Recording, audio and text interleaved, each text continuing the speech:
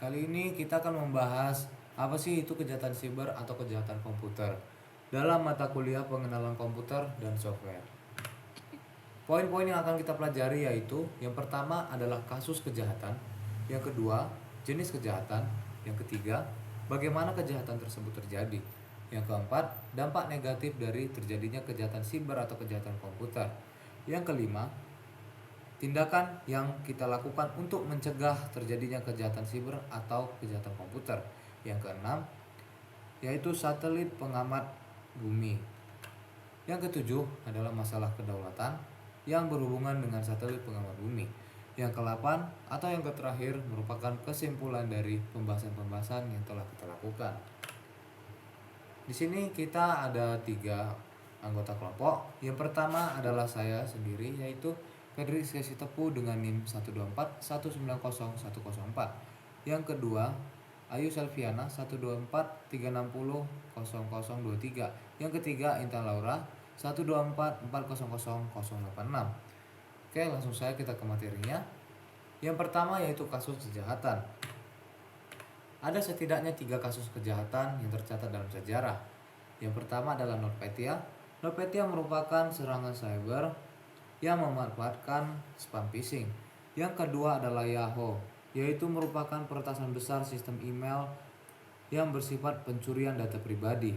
Yang ketiga ada WannaCry.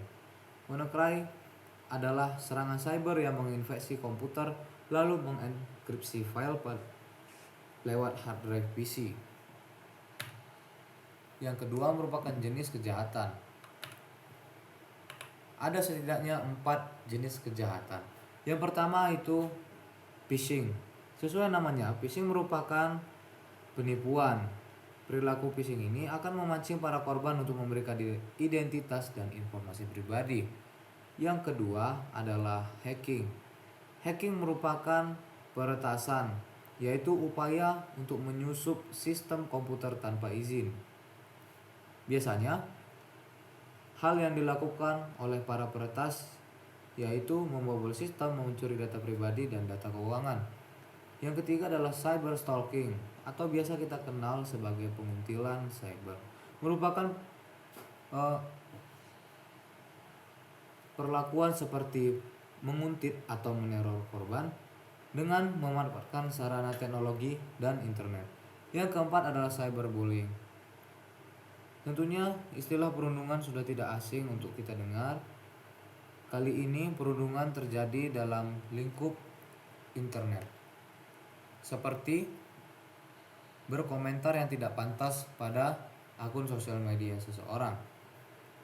Yang ketiga, bagaimana kejahatan tersebut bisa terjadi? Kejahatan tersebut terjadi dengan cara pelaku memanfaatkan virus untuk menyebarkan malware. Pelaku juga bisa menyebarkan informasi ilegal atau gambar ilegal. Yang keempat adalah dampak negatif dari kejahatan komputer. Dampak kejahatan cyber atau kejahatan komputer ini secara pribadi juga bisa langsung kita rasakan. Seperti contohnya, kita mengunduh sesuatu seperti aplikasi bajakan dari situs yang bahkan tidak pernah kita kunjungi. Bisa saja aplikasi bajakan tersebut telah disisipi virus yang bisa membuat data kita menjadi bocor. Yang kelima adalah tindakan yang kita lakukan untuk mencegah kejahatan komputer yang akan dilanjutkan oleh rekan saya. Silakan. Oke, kita lanjut. Yang kelima yaitu tindak lanjut. Yang pertama itu ada tindak lanjut dari segi kebijakan, yaitu ada memetakan ancaman. Maksudnya itu adalah pemerintah harus lebih memperhatikan kondisi internet di Indonesia. Apalagi pengguna internet di Indonesia jumlahnya sudah lebih dari 200 juta. Lalu yang kedua ada menjalin kolaborasi yang baik. Maksud dari menjalin kolaborasi yang baik adalah menjalin kolaborasi yang baik antar negara, karena untuk menangani atau memerangi kejahatan siber itu tidak bisa dilakukan oleh satu lembaga saja. Lalu selain kepolisian, sudah ada pihak lain yang bergerak dalam bidang keamanan siber, yaitu Badan Siber dan Sandi Negara atau BSSN. Yang terakhir ada meningkatkan keterampilan. Jadi Indonesia itu perlu bekerja sama dengan pihak atau negara lain untuk meningkatkan kemampuan dalam menangani cybercrime. Lalu ada tindak lanjut dari segi teknis. Yang pertama itu adalah password kuat. Jangan gunakan password yang lemah, gunakan password dengan kombinasi huruf kecil, angka, dan karakter khusus yang kompleks hingga membentuk password yang sulit. Lalu yang kedua ada password beda, jadi jangan menyamakan password untuk beberapa akun, karena itu bisa menyebabkan akun kita tuh mudah dibobol. Lalu ada backup file, jadi cadangkan data dan file-file penting kita. Lalu yang keempat ada aplikasi resmi, jadi jangan sesekali menggunakan aplikasi bajakan. Lalu ada antivirus, jadi kita harus menggunakan antivirus yang terpercaya dan populer. Lalu yang terakhir ada tautan random, jadi jangan pernah mengunjungi tautan yang sembarangan. Jadi, ada pesan masuk yaitu berisikan tautan, jadi jangan jangan dibuka, jangan jangan membuka tautan random. Lalu yang terakhir, selanjutnya ada tindak lanjut dari segi hukum. Jika kita telah menjadi salah satu korban kejahatan siber atau komputer, kita harus langsung melapor kepada pihak yang berwajib. Lalu selanjutnya ada satelit yang akan dibahas oleh rekan saya. Baik, selanjutnya bagian 6 akan membahas satelit. Apa itu satelit? Satelit pengamat bumi adalah satelit yang dirancang untuk mengamati bumi dari orbit dan mengumpulkan data tentang kondisi lingkungan, cuaca, dan sumber daya alam. Satelit ini dapat digunakan untuk berbagai tujuan, seperti pemantauan lingkungan, prediksi cuaca, dan pengelolaan sumber daya alam. Selanjutnya, ada masalah kedaulatan. Masalah kedaulatan negara yang berhubungan dengan fasilitas vital negara dan militer.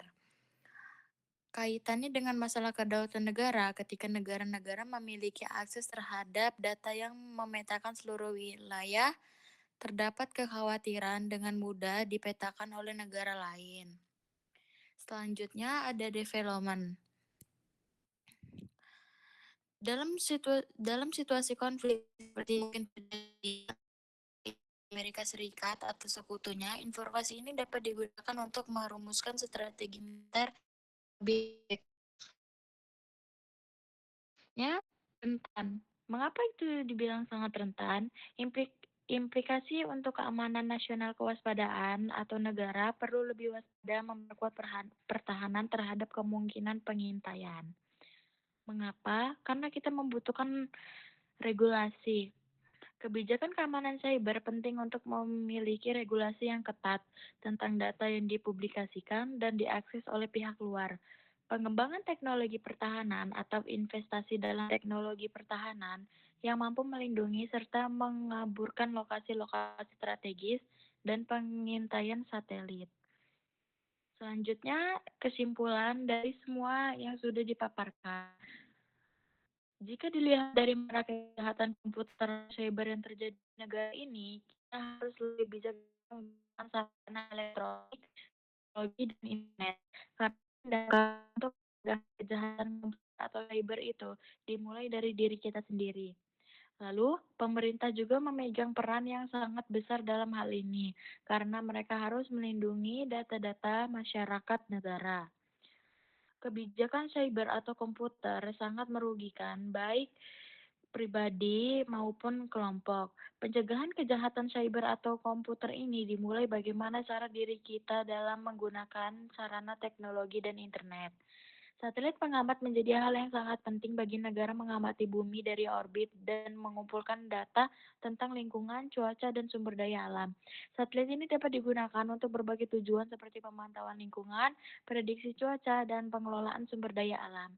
Tentunya hal-hal tadi sangat menguntungkan umat manusia, tetapi di balik kelebihan-kelebihan tersebut, penting bagi setiap negara untuk mengelola resiko yang terkait dan mengembangkan strategi yang efektif untuk melindungi informasi sensitif dan infrastruktur vital, terutama dalam konteks potensi politik.